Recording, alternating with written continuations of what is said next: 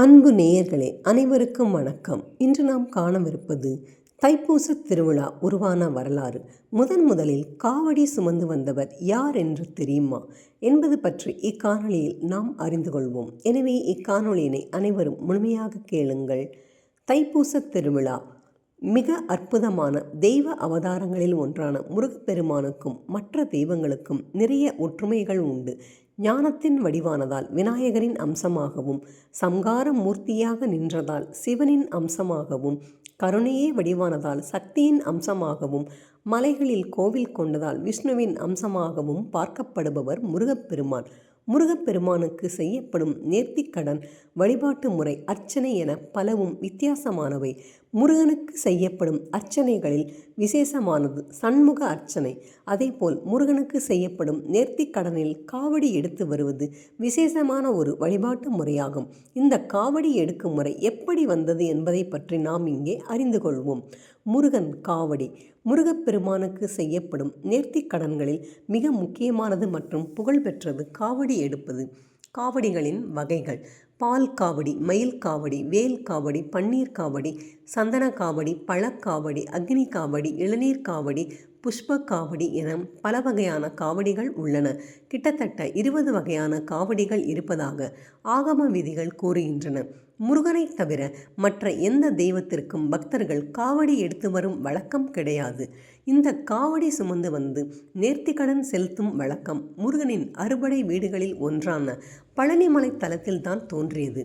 ஒவ்வொரு வகை காவடிக்கும் ஒவ்வொரு பலன்கள் உண்டு. இவற்றில் அதிகமாக பக்தர்கள் பால், பன்னீர், சந்தனம், புஷ்பம் ஆகியவற்றை காவடியாக சுமந்து வந்து அபிஷேகம் செய்து வழிபடுவார்கள். காவடிகளும் அதன் பலன்களும்: சொர்ண காவடி நீடித்த புகழ், வெள்ளி காவடி நல்ல ஆரோக்கியம், பால் காவடி செல்வச் செழிப்பு, சந்தன காவடி வியாதிகள் நீங்கும், பன்னீர் காவடி மனநல குறைபாடுகள் விலகும், சர்க்கரை காவடி சந்தான பாக்கியம் கிடைக்கும், புஷ்ப காவடி நினைத்தது நடக்கும், மச்சக்காவடி வழக்குகள் தீரும், மயில் காவடி குடும்ப பிரச்சனைகள் தீரும், வேல் காவடி எதிரிகள் விலகுவர், கற்பூர காவடி வயிறு தொடர்பான நோய்கள் நீங்கும், அலங்கார காவடி திருமண தடை நீங்கும். காவடி தோன்றிய வரலாறு: முருகப்பெருமான் அவதாரத்தின் நோக்கமாக அமைந்த சூரபத்மன் பல கலைகளிலும் தேர்ச்சி பெற்றவன். அவனுக்கு பல வகையான கலைகளை கற்றுக் கொடுத்தது சூரபத்மனின் குருவான இடும்பன்.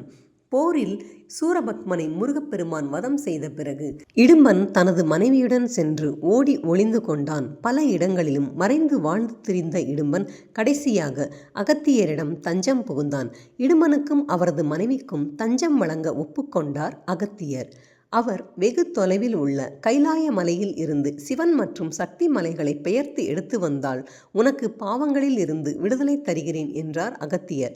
அவர் கூறியபடியே இடும்பனும் சிவசக்தி மலைகளை பெயர்த்து எடுத்து அகஸ்தியரின் இருப்பிடத்திற்கு திரும்பிக் கொண்டிருந்தான். சிவன் மலையை ஒரு தோளிலும் சக்தி மலையை ஒரு தோளிலும் காவடி போல் தூக்கி சுமந்தபடி நடந்து வந்தான். நீண்ட தூரம் நடந்து வந்ததால் களைப்படைந்தான் இடும்பன். இடும்பன் தூக்கிய காவடி களைப்பு தாகம் வாட்டியதால் தான் சுமந்து வந்த மலைகளை ஒரு இடத்தில் வைத்துவிட்டு அருகில் இருந்த நதிக்கு சென்று நீர் அருந்தி தனது தாகத்தை தீர்த்து கொண்டான். களைப்பு நீங்கியதும் மீண்டும் மலைகளை தூக்க முயன்றான். ஆனால் மலைகளை அசைக்க முடியவில்லை. எவ்வளவு முயன்றும் மலைகளை கொஞ்சமும் அசைக்க முடியாததால் பதறிப்போனான் இடும்பன். அப்பொழுது குன்றின் மீது சிறுவன் ஒருவன் நின்று கொண்டிருந்ததை கவனித்தான் இடும்பன். அந்த சிறுவனை கீழே இறங்கும்படி கூறினான் இடும்பன்.